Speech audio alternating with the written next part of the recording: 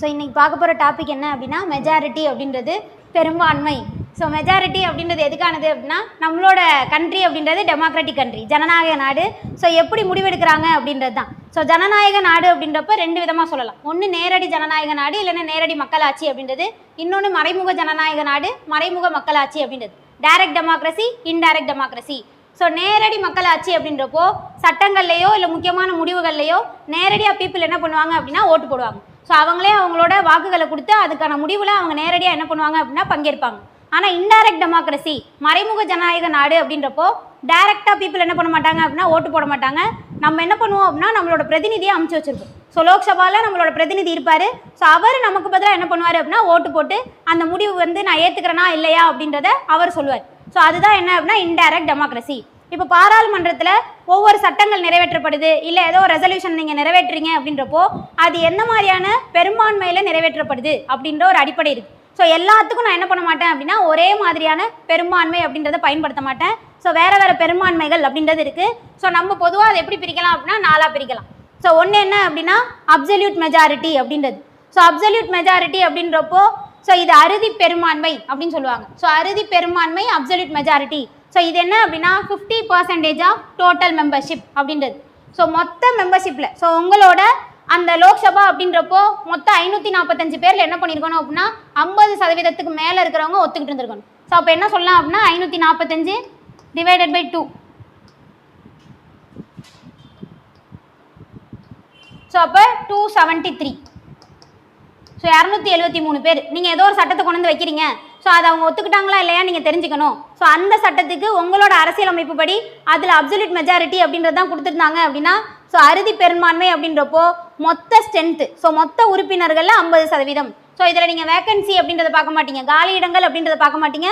அதே மாதிரி எதை பார்க்க மாட்டீங்க அப்படின்னா ஆப்சென்டிஸ் அப்படின்றதையும் பார்க்க மாட்டீங்க. ஸோ மொத்தம் இருக்கிறதுல மொத்த டோட்டலாக இருக்கிற உறுப்பினரில் 50% பேர் என்ன பண்ணணும் அப்படின்னா ஒத்துக்கணும். ஸோ அதுதான் என்ன அப்படின்னா அப்சல்யூட் மெஜாரிட்டி அப்படின்றது. ஸோ அப்சல்யூட் மெஜாரிட்டியை நீங்கள் எங்கெல்லாம் யூஸ் பண்ணுவீங்க அப்படின்னு பார்த்தா பெருசாக நிறைய இடத்துல யூஸ் பண்ண மாட்டோம். ஸோ நம்ம இதை எங்கே யூஸ் பண்ணுவோம் அப்படின்னா கவர்மெண்ட்டை அமைக்கிறது. ஸோ ஒரு கவர்மெண்ட், ஒரு அரசாங்கம் கவர்மெண்ட் அமைக்கணும் அப்படின்னா அவங்க என்ன பண்ணணும், அப்சல்யூட் மெஜாரிட்டி அப்படின்றத வாங்கியிருக்கணும். இது இல்லாமல் நம்ம இதை எங்கே யூஸ் பண்ணுவோம் அப்படின்னா அடுத்து நீங்கள் பார்க்க போகிற ஸ்பெஷல் மெஜாரிட்டி, சிறப்பு பெரும்பான்மை அப்படின்றது. அது கூட சேர்த்து நம்ம என்ன பண்ணுவோம் அப்படின்னா அப்சல்யூட் மெஜாரிட்டி அப்படின்றத யூஸ் பண்ணுவோம். ஸோ தனியாக பெரும்பாலும் எது யூஸ் பண்ணப்படுறதில்லை அப்படின்னா இந்த அப்சல்யூட் மெஜாரிட்டி அப்படின்றது யூஸ் பண்ணப்படுறதில்லை. ஸோ அடுத்து பார்த்தீங்க அப்படின்னா எஃபெக்டிவ் மெஜாரிட்டி அப்படின்றது. ஸோ அப்போ இருக்கிற நபர்களோட பெரும்பான்மை அப்படின்றது. ஸோ இதுக்கும் அதுக்கும் பெரிய வித்தியாசம் கிடையாது. ஸோ அப்சல்யூட் மெஜாரிட்டி அப்படின்றப்ப நம்ம என்ன சொன்னோம் அப்படின்னா டோட்டல் மெம்பர்ஷிப்.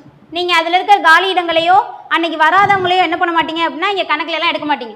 மொத்தம் 545 பேர். ஸோ அதை மட்டும்தான் நம்ம என்ன பண்ணுவோம் அப்படின்னா அறுதி பெரும்பான்மை அப்படின்றப்ப கணக்கில் எடுப்போம். ஆனால் எஃபெக்டிவ் அப்படின்றப்போ நீங்கள் என்ன பண்ணிடுவீங்க அப்படின்னா வேக்கன்சிஸ் அப்படின்றத மைனஸ் பண்ணிடுவீங்க. ஸோ அப்போ எஃபெக்டிவ் அப்படின்றப்போ நீங்கள் என்ன பண்ணுவீங்க, majority of total membership minus vacancies. மொத்த காலி இடங்களில் நீங்கள் என்ன அதாவது மொத்த உறுப்பினர்களில் மைனஸ் காலி இடங்கள் அப்படின்றது. ஸோ மொத்தம் 545 பேர் இருக்காங்க, ஆனால் 5 சீட்டு காலியாக இருக்குது. ஸோ அப்போ இங்கே எவ்வளோ தான் இருக்க போகுது அப்படின்னா 540. ஸோ இப்போ 540 மெஜாரிட்டி அப்படின்றத நம்ம பார்க்கணும். ஸோ அப்போ என்ன வரும்னா 270. அப்போ மெஜாரிட்டி அப்படின்றப்ப 271. ஸோ 271 ஓட்டு வாங்கிருச்சு அப்படின்னா அந்த விஷயத்தை நீங்கள் ஒத்துக்கிறீங்க அப்படின்னு அர்த்தம். So absolute majority total members, மொத்த உறுப்பினர்கள் அப்படின்றது நீங்கள் அதில் காலிடங்களையோ இல்லை வராதவங்களையோ என்ன பண்ண மாட்டீங்க அப்படின்னா மைனஸ்லாம் பண்ண மாட்டீங்க. மொத்த உறுப்பினர்கள் அப்படின்றப்போ இந்த 545 அப்படின்றது தான். அதே எஃபெக்டிவ் அப்படின்றப்போ அப்போ இருக்கிற உறுப்பினர்களில் 50% மேலே என்ன பண்ணணும் அப்படின்னா ஒத்துக்கணும் அப்படின்றது. ஸோ அப்போ இருக்கிற உறுப்பினர்கள் அப்படின்றப்போ நம்ம அதுக்கான ஃபார்முலாவை என்ன சொல்கிறோம் அப்படின்னா மொத்த உறுப்பினர்கள் மைனஸ் காலி இடங்கள் அப்படின்றது, total membership minus vacancies. So அதில் என்ன ஆகணும் அப்படின்னா மெஜாரிட்டி அப்படின்றத வாங்கியிருக்கணும். ஸோ அதுதான் எஃபெக்டிவ் என்ன அப்படின்னா மெஜாரிட்டி அப்படின்றது. ஸோ இந்த எஃபெக்டிவ் மெஜாரிட்டி அப்படின்றத நீங்கள் எங்கெல்லாம் பயன்படுத்திகிட்டு இருக்கோம் அப்படின்னா speaker, deputy speaker, chairman, vice chairman. So இவங்களெல்லாம் நம்ம என்ன பண்ணுறோம் அப்படின்னா ரிமூவ் பண்ணுறது. ஸோ இப்போ ஸ்பீக்கரை நான் வந்துட்டு அவரோட பதவியிலேருந்து நீக்கணும் அப்படின்னா நீங்கள் என்ன பண்ணணும், எஃபெக்டிவ் மெஜாரிட்டி அப்படின்றத வாங்கணும். ஸோ அவரை வந்துட்டு நான் நீக்க போகிறேன் அப்படின்ற தீர்மானத்தை நான் சப்மிட் பண்ணுறேன் அப்படின்றப்போ அந்த தீர்மானத்தை ஏற்றுக்கிட்டு நம்ம நீக்க போகிறோம் அப்படின்றப்ப அந்த தீர்மானத்தை ஒத்துக்கிறவங்க எத்தனை பேராக இருக்கணும் அப்படின்னா 50% மேலே இருக்கணும். ஸோ அந்த 50% அப்படின்றது அப்போ இருக்கிற உறுப்பினர்களோட எண்ணிக்கை. ஸோ அப்போ இருக்கிற உறுப்பினர்கள் அப்படின்றப்ப மொத்த உறுப்பினர்கள் மைனஸ் காலி இடங்கள் அப்படின்றது தான். ஸோ அதுதான் என்ன அப்படின்னா அப்போ இருக்கிற உறுப்பினர்கள் அப்படின்றது. ஸோ அந்த 50% மேலே அப்படின்றது தான் நம்ம எதில் பார்க்குறோம் அப்படின்னா எஃபெக்டிவ் மெஜாரிட்டி அப்படின்றதுல பார்க்குறோம்.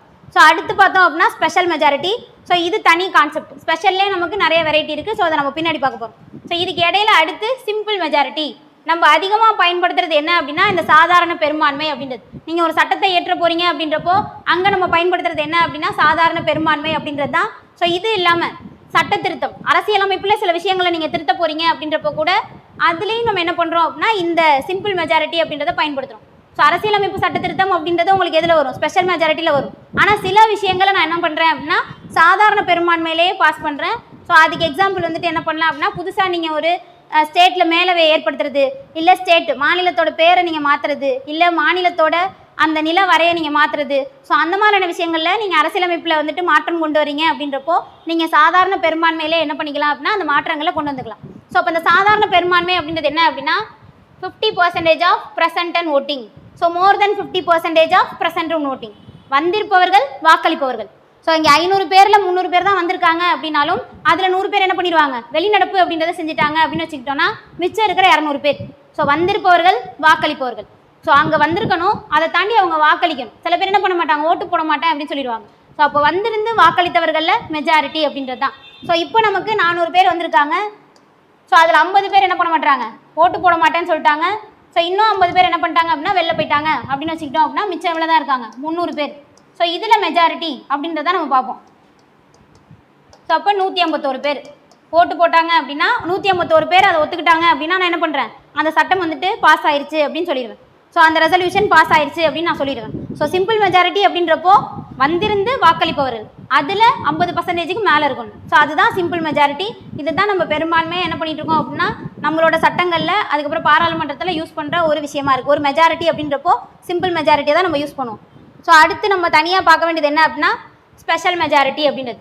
ஸோ ஸ்பெஷல் மெஜாரிட்டியே நான் என்ன பண்ணுவேன் அப்படின்னா 4 வந்துட்டு டிவைட் பண்ணலாம், இல்லைனா 3 ஆர்டிக்கலில் உங்களுக்கு எதை பற்றி பேசியிருப்பாங்க அப்படின்னா சிறப்பு பெரும்பான்மை அப்படின்றத பற்றி பேசியிருப்பாங்க. ஸோ என்னென்ன ஆர்டிக்கல் அப்படின்னா ஆர்டிக்கல் 249, அதுக்கப்புறம் ஆர்டிக்கல் 368. ஸோ இன்னொன்று என்ன அப்படின்னா ஆர்டிக்கல் 61. ஸோ இப்போ இந்த ஆர்டிக்கல் பிரிவு 249. ஸோ இதை எதை பற்றி பேசுது அப்படின்னா ராஜ்யசபா, அதாவது நமக்கு அதிகார பகிர்வு அப்படின்னு ஒன்று இருக்குது. So state list, centre list, concurrent list அப்படின்றது. ஸோ இதில் நீங்கள் வந்துட்டு ஒரு சட்டம் ஏற்ற போகிறீங்க அப்படின்றப்போ பாராளுமன்றத்துக்கு முழு உரிமை எதில் இருக்குது அப்படின்னா உங்களோட இதில் யூனியன் லிஸ்ட்டில் இருக்குது. ஸோ ஒன்றிய பட்டியல் அப்படின்னு ஒன்று இருக்குது. அதில் இருக்கிற சப்ஜெக்டில் எல்லாத்துலேயும் முழு உரிமை யாருக்கு தான் இருக்குது அப்படின்னா நம்மளோட பாராளுமன்றத்துக்கு தான் இருக்குது. அதே மாதிரி மாநில பட்டியல்னு ஒன்று இருக்குது. ஸோ அதில் இருக்கிற சப்ஜெக்டில் நீங்கள் சட்டம் ஏற்றணும் அப்படின்னா அதில் இருக்கிற முழு உரிமை யார்கிட்ட இருக்குது அப்படின்னா மாநிலங்களில் இருக்குது. கன்கரண்ட் லிஸ்ட் அப்படின்றப்போ பொதுப்பட்டியலில் 2 பேருமே என்ன பண்ணலாம் அப்படின்னா சட்டங்கள் அப்படின்றத ஏற்றலாம். ஸோ இப்போ நான் என்ன பண்ணுறேன் அப்படின்னா ராஜ்யசபா ஏதோ ஒரு முக்கியமான சந்தர்ப்பத்தில் மாநில பட்டியலில் இருக்கிற ஒரு விஷயத்தில் என்ன பண்ணுங்கள் பாராளுமன்றம் சட்டம் ஏற்றுங்க அப்படின்னு சொல்லி நான் என்ன பண்ணுறேன் அப்படின்னா ஒரு ரெசல்யூஷனை கொண்டு வரேன். ஸோ அதாவது அந்த சந்தர்ப்பம் ஒரு தவிர்க்க முடியாத சூழ்நிலை வருது. ஸோ அந்த டயத்தில் இது முக்கியமாக தேவைப்படுது அப்படின்றப்போ மாநில பட்டியலில் இருக்கிற விஷயங்களில் சட்டம் ஏற்றும் அதிகாரம் யார்கிட்ட இருக்குது அப்படின்னா மாநிலத்திட்ட இருக்குது. ஆனால் அதில் இருக்கிற ஒரு சப்ஜெக்டை நான் என்ன பண்ணுறேன் அப்படின்னா பாராளுமன்றத்தில் அது சம்மந்தப்பட்ட சட்டத்தை கொண்டு வாங்க, ஸோ இது இப்போ தேவைப்படுது அப்படின்னு சொல்லி நான் அந்த அதிகாரத்தை பாராளுமன்றத்திட்ட கொண்டு போய் கொடுக்குறேன். ஸோ அந்த சட்டம் ஏற்றத்துக்கான அந்த ரெசல்யூஷன் நீங்கள் இதை பண்ணுங்க அப்படின்னு சொல்லி நான் ஒத்துக்கிறேன் இல்லையா? ஸோ அந்த ரெசல்யூஷனை பாஸ் பண்ணுறதுக்காக நான் யூஸ் பண்ணுறது தான் என்ன அப்படின்னா இந்த ஸ்பெஷல் மெஜாரிட்டி அப்படின்றது. ஸோ ஸ்பெஷல் மெஜாரிட்டியில் என்ன சொல்கிறேன் அப்படின்னா 2/3 of present and voting. So வந்திருந்து வாக்களிப்பவர்களில் 3/2 பங்கு பேர் என்ன பண்ணணும் அப்படின்னா அதை ஒத்துக்கணும். ஸோ இந்த சப்ஜெக்ட், ஸோ ஏதோ ஒரு மாநில சப்ஜெக்ட் இருக்குது. ஸோ போலீஸ் அப்படின்றது மாநில பட்டியலில் இருக்குது. அது சம்மந்தப்பட்ட ஏதோ சட்டம் வரப்போகுது அப்படின்னா அது மாநிலங்களில் இருக்கிற அந்த அரசாங்கங்கள் தான் உருவாக்கணும். ஆனால் ஏதோ ஒரு சந்தர்ப்பத்தில் எனக்கு தேவைப்படுது அப்படின்றப்போ நீங்கள் என்ன பண்ணுங்கள் சென்ட்ரல் கவர்மெண்ட்டில் அது சம்மந்தப்பட்ட சட்டத்தை ஏற்றுங்க, பாராளுமன்றம் அது சம்மந்தப்பட்ட சட்டத்தை ஏற்றுங்கன்னு சொல்லி நான் அதுக்கான அதிகாரத்தை பாராளுமன்றத்தில் கொடுக்குறேன். ஸோ அது யார் கொடுக்கலாம் அப்படின்னா மாநிலங்களவை தான் கொடுக்கலாம், ராஜ்யசபா. ஸோ ராஜ்யசபா தான் அந்த வேலையை பண்ண முடியும். ஸோ அப்போ அதுக்கு அந்த வேலையை பண்ணுறதுக்கு அவங்களுக்கு அதிகாரம் கொடுக்குறது யார் அப்படின்னா 249 ஆர்டிக்கல். அரசியலமைப்பில் 249வது பிரிவு அப்படின்றது அந்த அதிகாரத்தை ராஜ்யசபாவுக்கு கொடுக்குது. ஸோ அதன்படி அவங்க ஒரு ரெசல்யூஷனை பாஸ் பண்ணுறாங்க அப்படின்றப்போ அதுக்கு அவங்க வாங்க வேண்டிய பெரும்பான்மை என்ன அப்படின்னா 2/3 ஆஃப் ப்ரெசன்ட் அண்ட் ஓட்டிங். வந்திருந்து வாக்களிப்பவர்களில் 3/2 பங்கு பேர் என்ன பண்ணணும் அப்படின்னா அதை ஒத்துக்கிட்டு ஏற்றுக்கணும். ஸோ அப்போ தான் அது என்ன ஆகும் அப்படின்னா பாஸ் ஆகும். ஸோ இந்த மாதிரி மாநில பட்டியலில் பாராளுமன்றம் ஏதோ ஒரு சட்டம் கொண்டு வராங்க அப்படின்னா அது 1 வருஷம் வரைக்கும் தான் செல்லும். ஆனால் அதுக்கப்புறம் நீங்கள் அந்த 1 வருஷம் வரைக்கும் தான் அந்த சட்டம் செல்லும். அதுக்கப்புறம் நீங்கள் எக்ஸ்டெண்ட் பண்ணணும் அப்படின்னா திருப்பி அதுக்கான அந்த ஓட்டு அப்படின்றத வாங்கணும். ஸோ 1 வருஷமாக நீங்கள் எக்ஸ்டெண்ட் பண்ணலாம். ஆனால் அந்த மொத்த சட்டம் செல்லுது அப்படின்றப்போ 1 வருஷம் தான் அதுக்கு எக்ஸ்பைரி டேட். அதுக்கப்புறம் நீங்கள் தான் என்ன பண்ணணும்னா திருப்பியும் அதுக்காக ஓட்டெல்லாம் வாங்கி அதை எக்ஸ்டெண்ட் பண்ணிகிட்டே போகணும். ஸோ அதுதான் வந்துட்டு ஆர்டிகல் 249 அப்படின்றது. ஸோ அடுத்து பார்த்தீங்கன்னா ஆர்டிகல் 368. ஸோ ஆர்டிகல் 368 எதை பற்றி பேசுது அப்படின்னா அரசியலமைப்பு சட்ட திருத்தம் அப்படின்றது. ஸோ அரசியலமைப்பு சட்ட திருத்தம், ஸோ நம்ம ஏற்கனவே பார்த்துட்டோம் அரசியலமைப்பில் சின்ன சின்ன விஷயங்களை நான் என்ன பண்ணலாம் அப்படின்னா சாதாரண பெரும்பான்மையை வச்சு கூட நான் வந்துட்டு சட்டத்தை பாஸ் பண்ணலாம் அப்படின்றது. ஸோ அதுக்கு எக்ஸாம்பிள் தான் என்ன சொன்னோம் அப்படின்னா மாநிலங்களோட பெயர்களை மாற்றுறது, அதுக்கப்புறம் மாநிலங்களோட நிலவரையை மாற்றுறது. ஸோ இந்த மாதிரியான விஷயங்களுக்கு நீங்கள் என்ன பண்ண தேவையில்ல, 368க்கு கீழே சட்ட திருத்தம் அப்படின்றத கொண்டு வர தேவையில்ல, கான்ஸ்டியூஷன் அமெண்ட்மெண்ட் ஆக்ட் அப்படின்றத கொண்டு வர தேவையில்ல. நீங்கள் நார்மலாக சாதாரண பெரும்பான்மையை வச்சு ஒரு சட்டம் இயற்றினா போதும். ஸோ அது ஒரு வகை. இது இல்லாமல் நீங்கள் அரசியலமைப்பில் முக்கியமான விஷயங்களை திருத்த போகிறீங்க அப்படின்றப்போ அதில் 2 வகை இருக்குது. ஒன்று என்ன அப்படின்னா ஸ்பெஷல் மெஜாரிட்டி அப்படின்றது. ஸோ இது என்ன அப்படின்னா இப்போ fundamental right, directive principle of state policy, so இதெல்லாம் நீங்கள் போய் என்ன பண்ண போகிறீங்க அப்படின்னா திருத்த போகிறீங்க அப்படின்றப்போ அது சம்மந்தப்பட்ட சட்டத்தை நீங்கள் பாஸ் பண்ணணும் அப்படின்னா 2/3 of present and voting. So வந்திருந்து வாக்களிப்பவர்களில் 3ல் 2 பங்கு பேர் என்ன பண்ணணும் அப்படின்னா அதுக்கு ஒத்துக்கணும். அது இல்லாமல் என்ன பண்ணணும் அப்படின்னா மொத்த உறுப்பினர்களில் 55% பேர் 50%க்கு மேலே அது ஒத்துக்கிட்டு இருந்திருக்கணும். ஸோ இங்கே 2 விஷயத்தை நம்ம யூஸ் பண்ணுறோம். ஒன்று ஸ்பெஷல் மெஜாரிட்டி, இங்கே நம்ம யூஸ் பண்ண அந்த ஸ்பெஷல் மெஜாரிட்டி ப்ளஸ் என்ன அப்படின்னா அப்சல்யூட் மெஜாரிட்டி, அறுதி பெரும்பான்மை. நம்ம ஃபஸ்ட்டே பார்த்தோம் அறுதி பெரும்பான்மை அப்படின்றது மொத்த உறுப்பினர்களில் 50%க்கு மேலே அப்படின்றது தான் என்ன அப்படின்னா அறுதி பெரும்பான்மை அப்படின்றது. ஸோ இப்போ இங்கே 2த்தையும் சேர்த்து நீங்கள் என்ன பண்ண போகிறீங்க அப்படின்னா யூஸ் பண்ண போகிறீங்க. ஸோ நீங்கள் ஃபண்டமெண்டல் ரைட்டில் அடிப்படை உரிமையில் ஏதோ ஒரு மாற்றத்தை கொண்டு வர போகிறீங்க அப்படின்றப்போ என்ன பண்ண போகிறோம் அப்படின்னா அதுக்கான சட்டத்தை நீங்கள் ஏற்றுறீங்க. ஸோ அந்த சட்டத்தை நான் என்னன்னு சொல்லுவேன் அப்படின்னா அரசியலமைப்பு சட்ட திருத்தம் அப்படின்னு சொல்லுவேன். ஸோ அந்த அரசியலமைப்பு சட்ட திருத்தத்தை நான் ஒத்துக்க போகிறேன் அப்படின்றப்போ அங்கே வந்திருந்து வாக்களித்தவர்களில் 3ல் 2 பங்கு பேர் என்ன பண்ணியிருக்கணும் அப்படின்னா அதை ஒத்துக்கிட்டு இருந்திருக்கணும். அது இல்லாமல் அந்த மொத்த வாக்கு அப்படின்றது மொத்த உறுப்பினர்களில் 50%க்கு மேலே இருக்கணும். ஸோ அப்படி இருந்தால் தான் என்ன ஆகும் அப்படின்னா அந்த சட்ட திருத்தம் அப்படின்றது பாஸ் ஆகும். ஸோ இதுதான் வந்துட்டு என்ன அப்படின்னா ஆர்டிகல் 368 கீழே இருக்கிற ஒரு டைப் ஆஃப் மெஜாரிட்டி அப்படின்றது. ஸோ இது ஃபண்டமெண்டல் ரைட்ஸு, டிபிஎஸ்பி இதெல்லாம் திருத்தறதுக்கு நம்ம யூஸ் பண்ணுற விதம் அப்படின்றது. ஸோ இங்கே நான் 2 விஷயத்தை யூஸ் பண்ணுறேன். ஒன்று ஸ்பெஷல் மெஜாரிட்டி, வந்திருந்து வாக்களிப்பவர்களில் 3ல் 2% பேர் அப்படின்றது. அது இல்லாமல் இன்னொன்று நான் பார்க்குறேன் மொத்த வாக்கு அப்படின்றது மொத்த உறுப்பினர்கள் எண்ணிக்கையில் 50%க்கு மேலே இருக்கணும் அப்படின்றது. ஸ்பெஷல் மெஜாரிட்டி, அப்சல்யூட் மெஜாரிட்டி 2த்தையும் நான் சேர்த்து என்ன பண்ணுறேன் அப்படின்னா இங்கே பயன்படுத்துகிறேன். ஸோ அதே அரசியலமைப்பில் சில விஷயங்களில் நீங்கள் மாநிலத்தோட அந்த கன்சென்ட் அப்படின்றதையும் வாங்கணும், மாநிலத்துக்கிட்டேருந்து ஒப்புதல் அப்படின்றத வாங்கணும். ஸோ அப்போ அது எந்த மாதிரியான விஷயங்கள் அப்படின்றப்ப அதிகார பகிர்வு. ஸோ நீங்கள் 7th ஷெட்யூல் நம்ம இதுக்கு முன்னாடியே சொன்னோம் union list, state list, concurrent list அப்படின்னு இருக்கும். ஸோ அந்த லிஸ்ட்டில் நீங்கள் ஏதோ சேஞ்ச் கொண்டு வரீங்க, ஹைகோர்ட், சுப்ரீம் கோர்ட், ஸோ அது சம்மந்தப்பட்ட விஷயங்களில் அதோட பவர் சம்மந்தப்பட்ட விஷயங்களில் நீங்கள் ஏதோ ஒரு சேஞ்ச் கொண்டு வரீங்க, பிரசிடெண்ட்டோட எலெக்ஷன், ஸோ அதில் நீங்கள் ஏதோ ஒரு சேஞ்ச் கொண்டு வரீங்க அப்படின்றப்போ நீங்கள் என்ன பண்ணணும் அப்படின்னா special majority plus consent of states அப்படின்றது. ஸோ இங்கே இருக்கிற அந்த ஸ்பெஷல் மெஜாரிட்டி நம்ம இங்கே பயன்படுத்தணும் இல்லையா, ஸோ அந்த ஸ்பெஷல் மெஜாரிட்டி அது கூட சேர்த்து நீங்கள் என்ன பண்ணணும் அப்படின்னா மாநிலங்களோட ஒப்புதல் அப்படின்றதையும் வாங்கணும். ஸோ மாநிலங்களோட ஒப்புதல் அப்படின்றப்போ 50%க்கு மேலே வாங்கினா போதும். ஸோ மொத்த மாநிலங்கள், ஸோ இப்போ 28 மாநிலங்கள் இருக்குது அப்படின்றப்போ அதில் பாதி மாநிலங்கள் ஒத்துக்கிட்டாங்க அப்படின்னாலே என்ன ஆகும் அப்படின்னா அந்த அமெண்ட்மெண்ட் ஆக்ட் அப்படின்றது பாஸ் ஆயிடுச்சு அப்படின்னு அர்த்தம். ஸோ மாநிலங்களில் பாதி பேர் என்ன இருக்கணும் அப்படின்னா ஒத்துக்கிட்டு இருந்திருக்கணும். அதை தாண்டி நீங்கள் என்ன பண்ணணும்னா இங்கே ஃபாலோ பண்ணீங்க இல்லையா 2/3 இந்த 50%, இந்த மெத்தடை என்ன பண்ணணும் அப்படின்னா ஃபாலோ பண்ணணும். பாராளுமன்றத்தில் ஸ்பெஷல் மெஜாரிட்டியை ஃபாலோ பண்ணுவீங்க, ஃபாலோ பண்ணி அந்த ஆக்டை பாஸ் பண்ணுவீங்க. அது இல்லாமல் அந்த ஆக்டை யார் ஒத்துக்கணும் அப்படின்னா இங்கே இருக்கிற மாநிலங்கள் அப்படின்றவங்க ஒத்துக்கணும். ஸோ 50%க்கு மேலே மாநிலங்கள் ஒத்துக்கிட்டாங்க அப்படின்னா நம்ம என்ன பண்ணிடுவோம் அப்படின்னா அந்த சட்ட திருத்தம் அப்படின்றது பாஸ் ஆயிடுச்சு அப்படின்றது தான். ஸோ இது ஒரு விதமான சட்ட திருத்தம். ஸோ இதை நீங்கள் எங்கே யூஸ் பண்ணுறீங்க அப்படின்னா கான்ஸ்டியூஷனல் அமெண்ட்மெண்ட் ஆக்ட் அப்படின்றது, இந்த மெஜாரிட்டியை நீங்கள் அங்கே தான் யூஸ் பண்ணுறீங்க அரசியலமைப்பு சட்ட திருத்தத்தில். ஸோ இன்னொன்று என்ன அப்படின்னா ஆர்டிகல் 61 பிரிவு 61. ஸோ பிரிவு 61 எதை பற்றி பேசுது அப்படின்னா பிரசிடெண்ட்டோட பதவி விலகல் இல்லைன்னா பிரசிடெண்ட்டை பதவியிலிருந்து நீக்குதல் அப்படின்றது, impeachment of president. So impeachment of president அப்படின்றப்போ அது சம்மந்தப்பட்ட ரெசல்யூஷனை நீங்கள் என்ன பண்ணுறீங்க பாராளுமன்றத்தில் கொண்டு வந்து வைக்கிறீங்க. ஸோ அதை வந்துட்டு எத்தனை பேர் ஒத்துக்கிட்டா அது பாஸ் ஆயிடுச்சுன்னு அர்த்தம் அப்படின்றது தான். ஸோ இப்போ இங்கே நீங்கள் பயன்படுத்துறது என்ன அப்படின்னா 2/3 ஆஃப் டோட்டல் ஸ்ட்ரென்த் அப்படின்றது, மொத்த உறுப்பினர்களோட எண்ணிக்கையில் 3ல் 2 பங்கு பேர் ஒத்துக்கிட்டு சைன் போட்டால் தான் என்ன ஆகும் அப்படின்னா பிரசிடெண்ட்டோட அந்த பதவி விலகுதலுக்கான தீர்மானம் அப்படின்றது நிறைவேற்றப்பட்டுச்சு அப்படின்னு அர்த்தம். ஸோ அப்போ நமக்கு மொத்தம் இருக்கிறது என்ன அப்படின்னா 4 விதமான மெஜாரிட்டி அப்படின்றது. ஃபஸ்ட்டு அப்சல்யூட் மெஜாரிட்டி, அறுதி பெரும்பான்மை. ஸோ அறுதி பெரும்பான்மை அப்படின்றது என்ன அப்படின்னா 50% ஆஃப் டோட்டல் மெம்பர்ஷிப் அப்படின்றது. அப்சல்யூட் மெஜாரிட்டி அறுதி பெரும்பான்மை 50% ஆஃப் டோட்டல் மெம்பர்ஷிப்பு.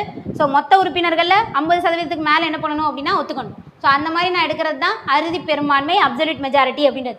ஸோ அடுத்து எஃபெக்டிவ். ஸோ எஃபெக்டிவ் அப்படின்றது அப்போ இருக்கிற மெம்பர்ஸோட மெஜாரிட்டி அப்படின்றது. ஸோ இது என்ன அப்படின்னா 50% மேலே இருக்கணும். ஸோ என்ன அப்படின்னா ஆஃப் ஆல் தென் மெம்பர்ஸ் அப்படின்னு சொல்லுவாங்க. ஸோ அப்போ இருக்கிற உறுப்பினர்களில் 50% மேலே இருக்கிறவங்க ஒத்துக்கணும். ஸோ அப்போ இருக்கிற உறுப்பினர்கள் அப்படின்றப்போ மொத்த உறுப்பினர்களோட எண்ணிக்கை. ஸோ நான் அதில் என்ன பண்ணிடுவேன் அப்படின்னா காலி இடங்கள் அப்படின்றத மைனஸ் பண்ணிடுவேன். ஸோ அதுதான் என்ன அப்படின்னா எஃபெக்டிவ் மெஜாரிட்டி அப்படின்றது. மொத்த உறுப்பினர்களில் காலி இடங்களை மைனஸ் பண்ணிட்டேன் அப்படின்னா எஃபெக்டிவ் மெஜாரிட்டி. ஸோ நான் இதை எதுலலாம் யூஸ் பண்ணுறேன் அப்படின்னா ஸ்பீக்கர், டெபுட்டி ஸ்பீக்கர், சேர்மன் அவங்களெல்லாம் நான் பதவி விலக வைக்கிறதுக்கான தீர்மானத்தை கொண்டு வரேன் அப்படின்றப்போ அப்போ நான் பயன்படுத்துறது எஃபெக்டிவ் மெஜாரிட்டி அப்படின்றது. ஸோ அடுத்து பார்த்தீங்கன்னா சிம்பிள் மெஜாரிட்டி. ஸோ இதை தான் நம்ம எல்லா இடத்துலையும் பயன்படுத்துகிறோம். ஸோ இது 50% of present and voting. So 50ன்றப்போ 50க்கு மேலே. ஸோ ப்ரெசன்ட் அண்ட் ஓட்டிங் வந்திருந்து வாக்களிப்பவர்களில் 50% மேல் அப்படின்றது தான் என்ன அப்படின்னா சிம்பிள் மெஜாரிட்டி அப்படின்றது. ஸோ அடுத்து ஸ்பெஷல் மெஜாரிட்டி. ஸோ அதில் தான் நம்ம என்ன பண்ணுறோம் அப்படின்னா 3 ஆர்டிக்கலில் ஸ்பெஷல் மெஜாரிட்டி அப்படின்றத பார்க்குறோம். ஸோ ஃபஸ்ட்டு ஆர்டிக்கல் என்ன அப்படின்னா ஆர்டிக்கல் 249. ஸோ ஆர்டிக்கல் 249 எதை பற்றி பேசுது அப்படின்னா மாநில பட்டியலில் இருக்கிற ஒரு விஷயத்தில் பாராளுமன்றம் சட்டம் இயற்றுதல், அதுக்கான அதாவது சட்டம் இயற்றுதல். ஸோ அந்த அதிகாரத்தை கொடுக்கறது யாராக இருக்கா அப்படின்னா ராஜ்யசபா, மாநிலங்களவை. ஸோ அதை எப்படி கொடுக்க போகிறாங்க, அதுக்கான தீர்மானத்துக்கு நீங்கள் எப்படி வந்து பெரும்பான்மை அப்படின்றத முடிவு பண்ணுறீங்க அப்படின்னா ஸோ இன்றைக்கு கீழே தான் ஆர்டிகல் 249 கீழே அதை சொல்லியிருக்காங்க. ஸோ அது என்ன அப்படின்னா 2/3 ஆஃப் ப்ரெசன்ட் அண்ட் ஓட்டிங். வந்திருந்து வாக்களிப்பவர்களில் 3/2 பங்கு பேர் ஒத்துக்கிட்டாங்க அப்படின்னா ஸோ அந்த மாநில பட்டியலில் இருக்கிற சப்ஜெக்டில் பாராளுமன்றம் சட்டம் இயற்றலாம். ஸோ அதுக்கு பெரும்பான்மை என்ன அப்படின்னா வந்திருந்து வாக்களிப்பவர்களில் 3/2 பங்கு பேர் அப்படின்றது. ஸோ ஆர்டிகல் 368 அப்படின்றப்ப கான்ஸ்டியூஷன் அமெண்ட்மெண்ட் ஆக்ட். ஸோ அதில் 2 விதம் இருக்குது. ஒன்று ஸ்பெஷல் மெஜாரிட்டி, வந்திருந்து வாக்களிப்பவர்களில் 3/2% பேர். அது கூட என்னவாக இருக்கணும் அப்படின்னா டோட்டல் மெம்பர்ஷிப், மொத்த உறுப்பினர்களில் 50%க்கு மேலே. ஸ்பெஷல் மெஜாரிட்டி, அப்சல்யூட் மெஜாரிட்டி ரெண்டுத்தையும் சேர்த்து பார்த்தோம் அப்படின்னா அதுதான் ஆர்டிகல் 368 கீழே வர ஒரு டைப்பு. ஸோ இதில் நம்ம ஃபண்டமெண்டல் ரைட், டிபிஎஸ்பி இது எல்லாத்தையும் அமெண்ட் பண்ணுவோம். ஸோ இன்னொன்று என்ன அப்படின்னா மாநிலங்கள் சம்மந்தப்பட்ட விஷயங்கள். ஸோ அப்போ நீங்கள் யார்கிட்டையும் பெர்மிஷன் வாங்கணும் அப்படின்னா மாநிலங்கள்கிட்டையும் பெர்மிஷன் வாங்கணும். ஸோ அப்போ இங்கே இருக்கிற ஸ்பெஷல் மெஜாரிட்டி அப்படின்றதையும் பயன்படுத்துவீங்க. அது கூட சேர்த்து மாநிலங்களில் ஒப்புதலும் வாங்குவீங்க. ஸோ மாநிலங்களோட ஒப்புதல் அப்படின்றப்போ மொத்தமாக இருக்கிற மாநிலங்களில் 50%க்கு மேலே மாநிலங்கள் ஒத்துக்கிட்டாங்க அப்படின்னா அந்த அமெண்ட்மெண்ட் ஆக்ட் பாஸ் ஆயிடுச்சு அப்படின்றது. ஸோ அடுத்த ஆர்டிகல் 61 அப்படின்றப்போ அதாவது பிரசிடென்ட்டோட பதவி நீக்குதல் அப்படின்றது. ஸோ குடியரசுத் தலைவரை நீங்கள் பதவி நீக்க போகிறீங்க, அதுக்கான தீர்மானத்தை கொண்டு வந்திருக்கீங்க அப்படின்றப்போ அதை ஒத்துக்கிறதுக்கான பெரும்பான்மை அப்படின்றது என்ன அப்படின்னா மொத்த உறுப்பினர்களோட எண்ணிக்கை. அதில் 3/2 பங்கு பேர் என்ன இருக்கணும் அப்படின்னா அதை ஒத்துக்கிட்டு வந்துருக்கணும் 2 ஹவுஸ்லேயுமே. ஸோ அப்போ தான் அந்த தீர்மானம் அப்படின்றது பாஸ் ஆயிடுச்சுன்னு அர்த்தம். அதுக்கப்புறம் தான் என்ன பண்ணுவாங்க அப்படின்னா குடியரசுத் தலைவரை பதவியிலேருந்து நீக்குவாங்க. ஸோ இதுதான் வந்துட்டு மொத்தமாக நம்ம ஃபாலோ பண்ணுற மெஜாரிட்டிஸ். ஸோ இதை வச்சு தான் நமக்கான டெசிஷன் என்ன பண்ணுறாங்க அப்படின்னா பாராளுமன்றத்தில் வந்துட்டு முடிவு பண்ணுறாங்க. ஸோ ஒரு மேட்டர், ஸோ அதோட இம்பார்ட்டன்ஸை பொறுத்து என்ன பண்ணுறோம் அப்படின்னா வேறு டைப்பான மெஜாரிட்டி அப்படின்றத யூஸ் பண்ணுறோம். தேங்க்யூ.